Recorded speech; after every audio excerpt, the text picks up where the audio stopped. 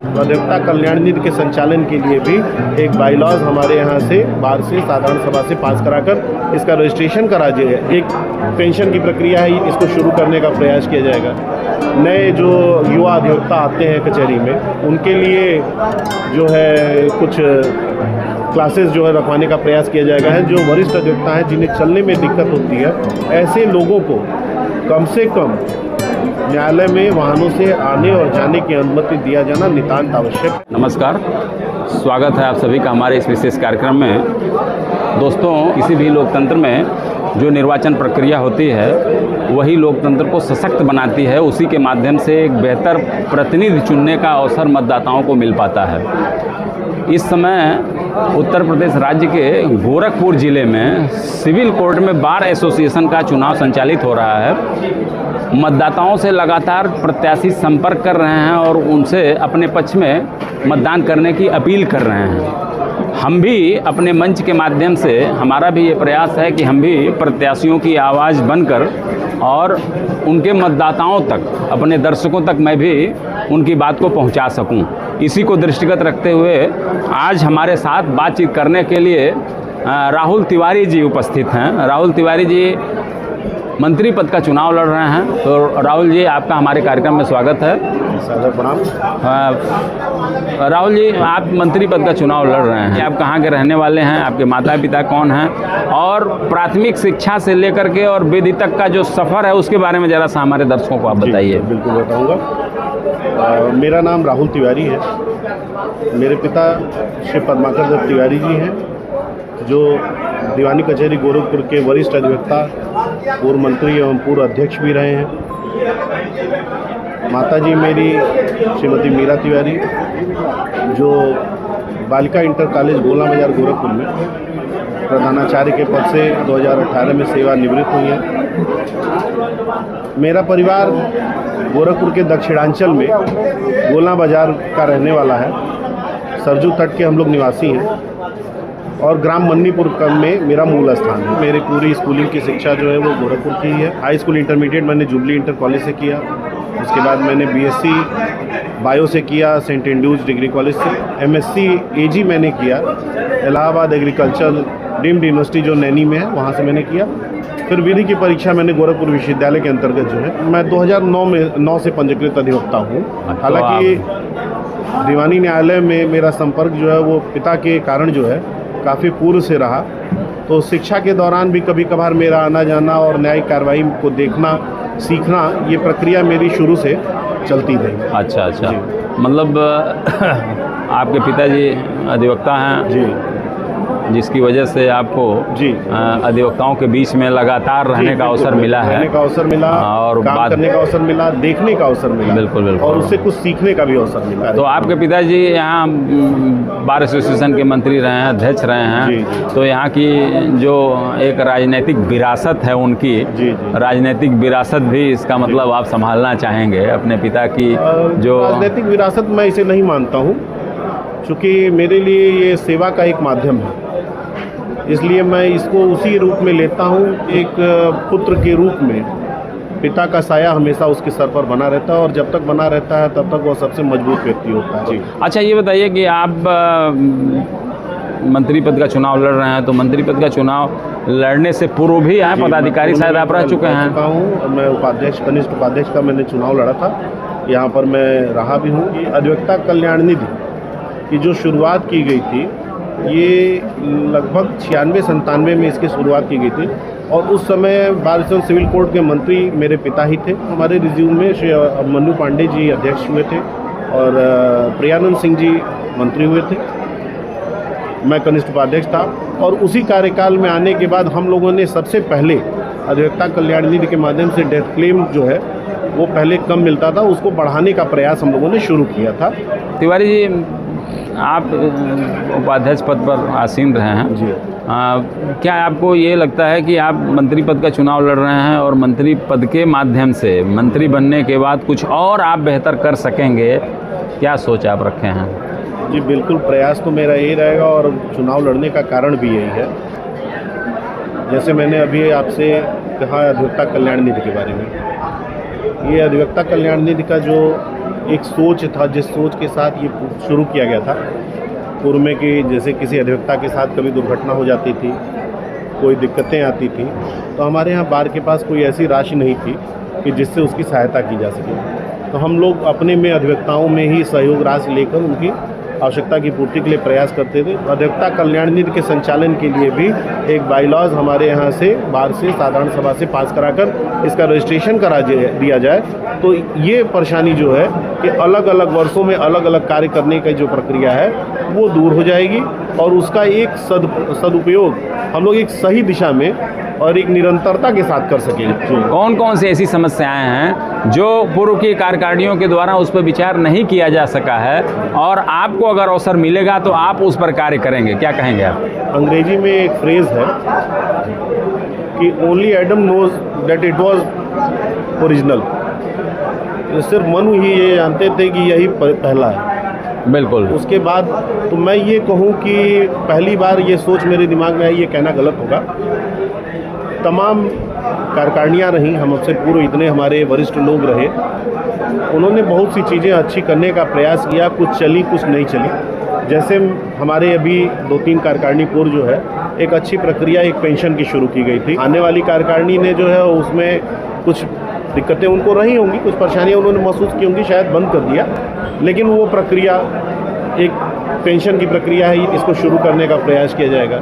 इसके अतिरिक्त हमारे नए जो युवा अधिवक्ता आते हैं कचहरी, उनके लिए जो है कुछ क्लासेस जो है रखवाने का प्रयास किया जाए, जिससे उनको जो है इसमें फ़ायदा हो और वो उनके विधि क्षेत्र के लिए भी, न्यायिक कार्य के लिए भी हो सकता है, विधि कार्यों के संपादन के, और अपने शैक्षणिक जो तैयारियां करते हैं वो नए बच्चे, उसके लिए भी ये प्रयोग किया। मतलब न्यायिक सेवा में जाने के लिए भी बेहतर होगा और अगर वो अभी व्यवसाय करना चाहेंगे तो उन्हें इसका फायदा मिलेगा। बिल्कुल, एक प्रयास ये किया जाएगा।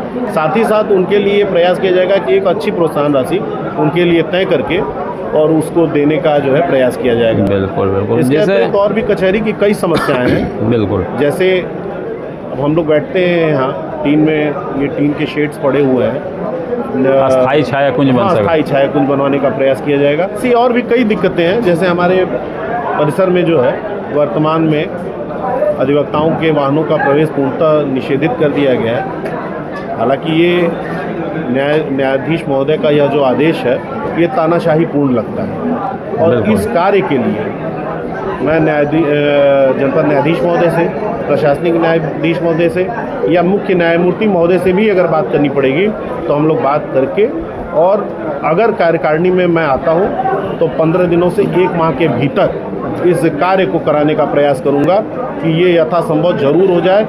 साधारण लोगों को, हम जैसे लोगों को अगर आप नहीं भी परमिशन देते हैं तो कोई बात नहीं है, हम सशक्त हैं, हम अपना कार्य कर सकते हैं, हम चल सकते हैं, लेकिन हमारे वरिष्ठों को वो सम्मान दिया जाना चाहिए। अगर वो सर्विस में होते तो शायद आपके स्थान पर वो 2 बार रिटायर हो चुके होते। बिल्कुल बिल्कुल। अच्छा तिवारी जी, ये बताइए जैसे वकालतनामे को लेकर के, वकालतनामे पर जो शुल्क लिया जाता है उसमें अधिवक्ताओं को कुछ सहयोग राशि मिलती है। जी जी। तो ये लगातार जो है जब से ये प्रक्रिया शुरू हुई तब से जो राशि अधिवक्ताओं को मिल रही है वही राशि आज तक मिल रही है। तो इसमें अधिवक्ताओं को लाभ हो सके, इसके लिए क्या विजन है आपका, क्या आपने सोच रखा है, क्या करेंगे आप? अगर देखिए 2 बातें हैं सर, इसमें कोई भी बात अपने मन से कह देना मुझे लगता है उचित नहीं है। इसमें साधारण सभा के माध्यम से एक मीटिंग होनी चाहिए और इसमें ये निर्धारित किया जाना चाहिए कि जो राशि हम बार एसोसिएशन में आती है और जो अधिवक्ताओं को दिया जाता है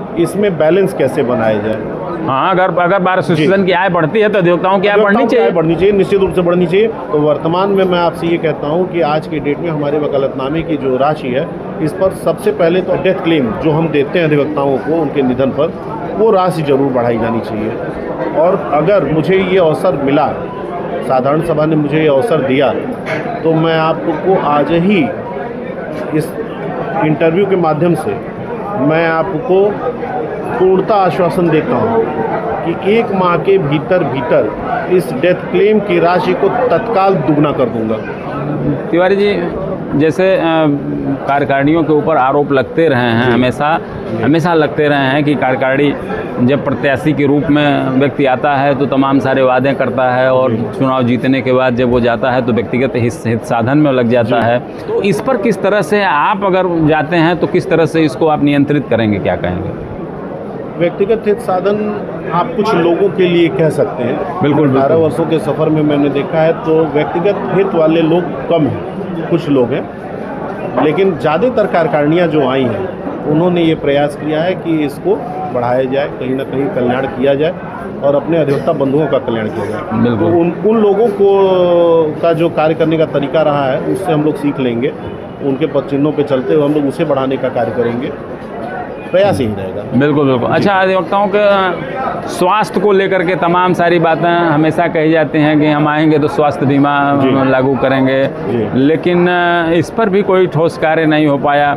तो इस दिशा में भी जो है अधिवक्ता लाभान्वित हो सकें, तो इस दिशा में आपकी कोई सोच है, किस तरह से आप इस पर कार्य करेंगे?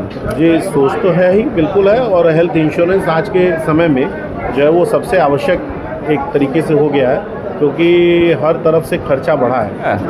आयुष्मान कार्ड जो है वो बना हुआ है लोगों का, सरकारों ने बनवाया है, लेकिन हमारा अधिवक्ता वर्ग अभी उससे अछूता है। तो एक इसके लिए भी हम लोग शासन से पहल करेंगे कि इसमें अधिवक्ता को भी जो है जोड़ा जाए। साथ ही अधिवक्ताओं के मान सम्मान की बात कही जाती है। हमारा जो स्टेट बार काउंसिल है, बार काउंसिल को भी हम देखते हैं कि वह भी जब भी कभी इस तरह की कोई समस्याएं आती हैं सामान्य अधिवक्ताओं की, तो बार काउंसिल बिल्कुल एकदम निष्क्रिय सी हो जाती है। आम अधिवक्ता वोट देता है, लेकिन लगता है उसको कि उसका वोट निष्फल हो जाता है। वो कहीं वो जो प्रत्याशी चुन के जो पदाधिकारी जाता है वो उसके नियंत्रण में नहीं रह पाता। इस पर मुझे ये लगता है ना सर कि आप बार काउंसिल जो है हमारी, वो पहले के हिसाब से ये जब नियम बार काउंसिल का निर्माण किया गया था तो उस समय परिस्थितियाँ दूसरी थी, संख्या अधिवक्ताओं की उस समय काफ़ी कम थी। आज के डेट में अधिवक्ताओं की संख्या भी काफ़ी बढ़ चुकी है और ऐसे में उनका प्रतिनिधित्व यह जो 25 लोग कर रहे हैं ये संख्या काफ़ी कम है। मतलब एक जवाबदेही तय होनी चाहिए ना बार काउंसिल, बिल्कुल। जो सदस्य बार काउंसिल है, हमारा नेतृत्व करने के लिए आगे आ रहे हैं, वो हमारे प्रति अगर जवाबदेह नहीं होंगे या मैं किसी के प्रति जवाब नहीं रहूँगा तो फिर इस नेतृत्व का कोई मतलब नहीं रह जाता। कोई मतलब नहीं रह जाता। चलिए, बहुत सुंदर तिवारी जी। आप चलते चलते एक आखिरी सवाल मैं ये करना चाहूँगा, यहाँ का मतदाता आप ही को अपना मंत्री बनावे, क्यों, क्या कहेंगे आप? मैं साधारण सभा से यही कहना चाहूँगा कि आप के बीच में रहा हूँ, 18 वर्षों से हूँ। तमाम प्रत्याशी आते हैं, मिलते हैं, आपसे कहते होंगे, अपनी बातें बताते होंगे, रखते होंगे, और किसी भी अधिवक्ता की किसी भी लड़ाई में मेरे ऊपर कोई ये आरोप नहीं लगा सकता है कि मैंने उनका साथ नहीं दिया। उनका कार्य कराने का प्रयास करता हूँ और भविष्य में भी यह चीज़ मैं करता रहूँगा, आपके साथ रहूँगा, ईमानदारी से रहूँगा और अधिवक्ता हित में जो भी कार्य हो सकेंगे, सिर्फ कहने के लिए नहीं, मैं कोई वादा नहीं करता, वादे टूट जाते हैं। मैं प्रयास करूँगा और सत्य प्रयास करूँगा, ईमानदार प्रयास करूँगा, यही मेरा आपसे बात। तिवारी जी, आप चुनाव प्रचार में व्यस्त होने के बावजूद आपने हमारे लिए समय निकाला, आप यहाँ आए और हमारे दर्शकों को आपने अपनी कार्य योजना के बारे में बेहतर जानकारी दिया। इसके लिए आपको बहुत बहुत धन्यवाद, ढेर सारी शुभकामनाएं। धन्यवाद सर, आपने उन्हें इस योग्य समझा और मैं फिर से अपनी साधारण सभा से यही कहूँगा कि मुझे सेवा का एक अवसर दें। आपने मुझे देखा है, मेरे परिवार को भी देखा है, एक बार मुझे भी अवसर दें। आपकी उम्मीदों पर खरा उतरने का पूरा प्रयास करूँगा, निराशा आपको नहीं होगी, इस बात के लिए मैं आपको एश्योर करता हूँ। बहुत बहुत धन्यवाद, बहुत बहुत धन्यवाद।